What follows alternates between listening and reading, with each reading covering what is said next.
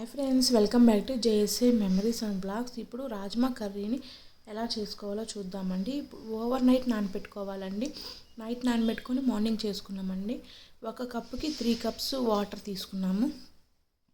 దాంట్లోనే half tea spoon పసుపు, half tea spoon కారం, కొంచెం సాల్ట్ వేసుకొని కుక్కర్ మూత పెట్టుకొని 5 విజిల్స్ వచ్చేదాకా మనము గ్యాస్ మీద పెట్టుకోవాలండి. 5 విజిల్స్ తర్వాత చూద్దామండి.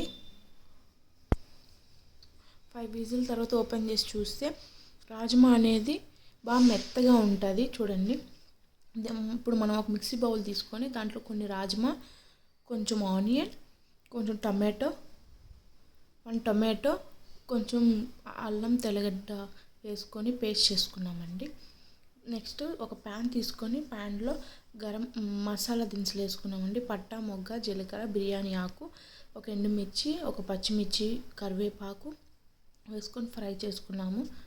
నెక్స్ట్ దాంట్లోనే మనం పేస్ట్ చేసుకున్నాం కదా, అల్లం వెల్లుల్లి పేస్ట్, ఆనియన్ అన్నీ వేసి ఆ పేస్ట్ అంతా దీంట్లోనే వేసేసుకొని ఫ్రై చేసుకున్నాము. నెక్స్ట్ దీంట్లో కొంచెం కారం, పసుపు, ధనియాల పొడి అండ్ జీలకర్ర పొడి వేసుకొని నెక్స్ట్ మళ్ళీ దీన్ని కూడా ఫ్రై చేసుకున్నామండి. బాగా ఫ్రై చేసుకోవాలి. ఇది హెల్తీ ఫుడ్ అండి, డైట్లో కూడా మంచి ఫుడ్ అండి.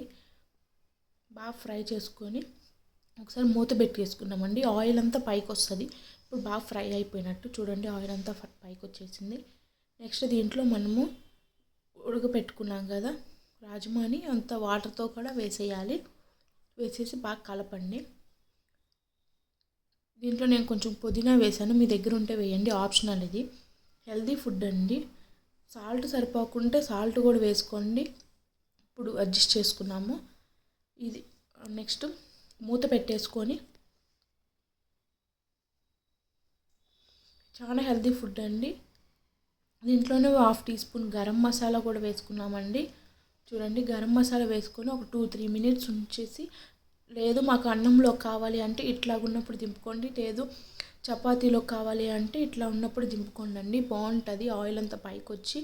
ఇది చాలా హెల్తీ ఫుడ్ అండి, టేస్టీ కూడా ఉంటుందండి. డైట్లో ఉన్న వాళ్ళకి కూడా మంచిదండి. చూడండి, ఒకసారి ట్రై చేసి చూడండి. Please subscribe.